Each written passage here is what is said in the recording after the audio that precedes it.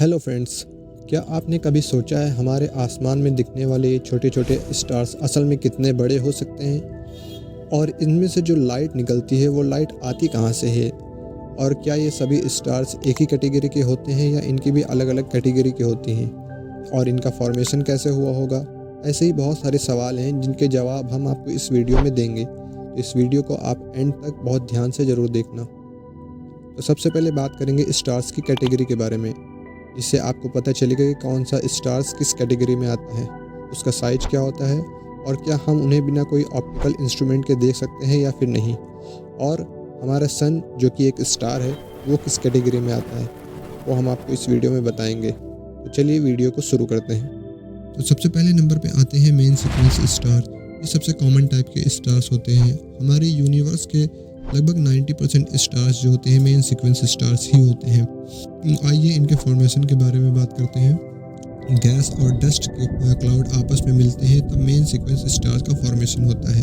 ये क्लाउड सैकड़ों हजारों सालों तक आपस में मास गेन करते रहते हैं और ये मास गेन करने के बाद में इनमें रोटेशन स्टार्ट हो जाता है। ये रोटेट करते करते इनमें हीट जनरेट होने लगता है। जब ये हीट बढ़ती है तो इनके कोर का टेम्परेचर बढ़ता जाता है। जब ये टेम्परेचर लाखों डिग्री तक पहुंच जाता है तो न्यूक्लियर फ्यूज़न का प्रोसेस स्टार्ट हो जाता है।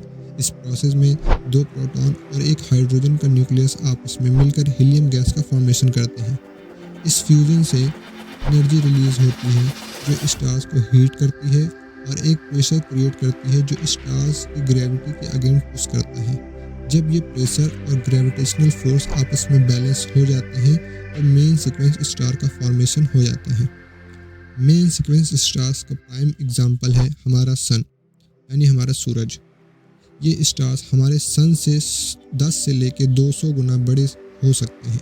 इस कैटेगरी में आने वाले बहुत से स्टार नॉर्मल आंखों से भी देखे जा सकते हैं, जैसे सीरियस स्टार जो कि रात में दिखने वाला सबसे ब्राइटेस्ट स्टार है।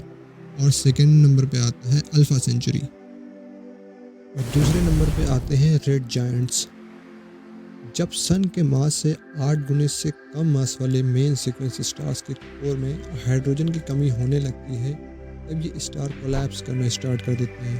क्योंकि फ्यूज़न के दौरान बनने वाली एनर्जी वो अकेली एनर्जी होती है जो स्टार्स की ग्रेविटी के अगेंस्ट फाइट करती है, लेकिन कोर श्रिंक होने की वजह से कोर का टेम्परेचर और प्रेशर बढ़ने लगता है और बढ़ते बढ़ते इतना बढ़ जाता है कि इसमें बनने वाली हीलियम गैस का फ्यूज़न कार्बन में होने लगता है, जो कि एनर्जी भी रिलीज़ करता है। और कोर में होने वाला हाइड्रोजन फ्यूज़न स्टार्स के आउटर लेयर में मूव करने लगता है, जिसकी वजह से स्टार एक्सपैंड होने लगता है और as a result red giant star का फॉर्मेशन हो जाता है, जो कि दिखने में ऑरेंज कलर के दिखते हैं, ना कि ज़्यादा रेड।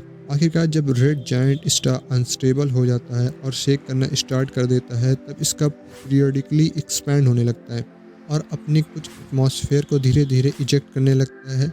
एज अ रिजल्ट इसकी सारी आउटर लेयर स्पेस में इजेक्ट हो जाती है और वो फैला हुआ डस्ट और गैस का क्लाउड बनाती है, जिसको प्लैनेटरी नेबुला कहते हैं। साइंटिस्ट के अकॉर्डिंग हमारा सन भी लगभग 5 बिलियन सालों में एक रेड जायंट बन जाएगा। एल्डेब्रन और एंट्रिस ये दोनों ऐसे रेड जायंट स्टार्स हैं जिन्हें हम बिना कोई ऑप्टिकल इंस्ट्रूमेंट के भी देख सकते हैं। तो नेक्स्ट आते हैं वाइट ड्वार्फ्स। जब रेड जायंट स्टार्स अपने पूरे एटमॉस्फेयर को स्पेस में डिस्चार्ज कर देते हैं, तब उसका सिर्फ कोर बचता है। साइंटिस्ट ने इस तरह के ऑब्जेक्ट को वाइट ड्वार्फ का नाम दिया है।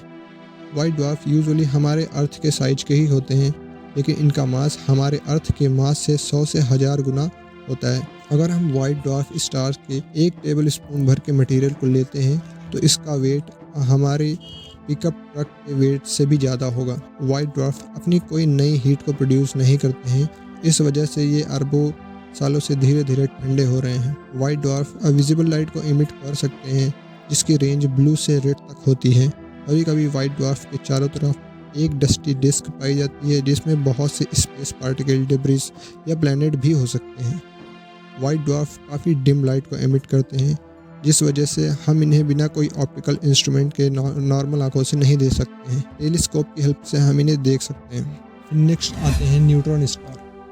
न्यूट्रॉन स्टार का फॉर्मेशन रेड जायंट के फॉर्मेशन से कुछ सिमिलर होता है। जब एक मेन सीक्वेंस स्टार जिसका मास सन के मास से 8 गुने से 20 गुने के बीच में होता है, उन स्टार के कोर में जब हाइड्रोजन की कमी होती है तब स्टार हीलियम गैस का फ्यूज़न कार्बन में करने लगता है। अब रेड जायंट का फॉर्मेशन होता है। लेकिन जब कोर में हीलियम गैस की कमी होने लगती है तब कोर श्रिंक होता है और हीट बढ़ने लगती है और कार्बन नियॉन में कन्वर्ट होने लगता है जो एनर्जी रिलीज करता है। ये प्रोसेस तब तक चलता रहता है जब तक स्टार नियॉन को ऑक्सीजन में कन्वर्ट ना करने लग जाए। फिर ऑक्सीजन सिलिकॉन में और सबसे लास्ट सिलिकॉन आयरन में कन्वर्ट होने लगता है। ये प्रोसेस एनर्जी रिलीज करता है जो कोर को कोलैप्स होने से बचाती है। लेकिन जैसे जैसे सिलिकॉन का फ्यूज़न आयरन में होता है स्टार में फ्यूल की कमी होने लगती है और अगला स्टेज ये होता है कि आयरन का फ्यूजन हेवियर एलिमेंट में हो जाता है।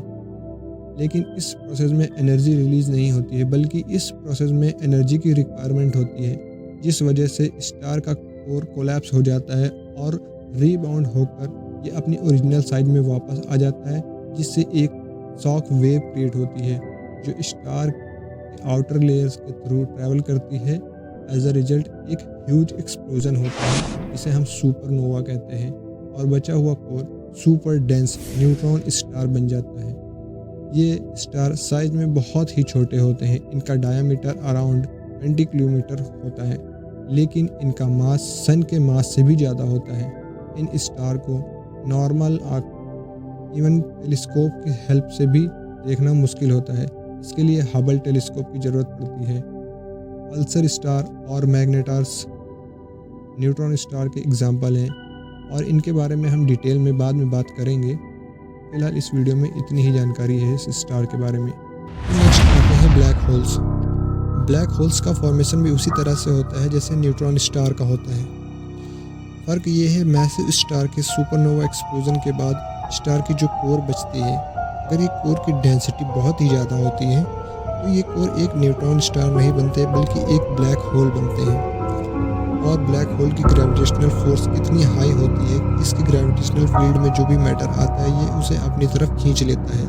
यहाँ तक लाइट भी इसकी ग्रेविटेशनल फोर्स के अगेंस्ट नहीं जा सकती है जिसकी वजह से इसमें से कोई भी विजिबल लाइट नहीं निकलती है, इसलिए ये कंप्लीट ब्लैक होते हैं। हालांकि ब्लैक होल के बारे में हम आने वाली वीडियो में डिटेल में बात करेंगे। इस वीडियो में बस इतना ही। तो ये हमने स्टार्स की कुछ मेन कैटेगरी के बारे में हमने आपको इस वीडियो में बताया है। हालांकि स्टार्स की और भी बहुत सारी कैटेगरी होती हैं और भी बहुत सारे कैटेगरी के स्टार्स होते हैं लेकिन उसके बारे में किसी और वीडियो में बात करेंगे। अगर आपको इस वीडियो से कुछ भी सीखने को मिला है, अगर आपको वीडियो ये थोड़ी सी भी इन्फॉर्मेटिव लगी है तो प्लीज़ हमारी इस वीडियो को लाइक ज़रूर करना और हमारे चैनल को सब्सक्राइब करके हमें सपोर्ट ज़रूर करें। फिर मिलेंगे ऐसे ही किसी इन्फॉर्मेटिव वीडियो के साथ। तब तक के लिए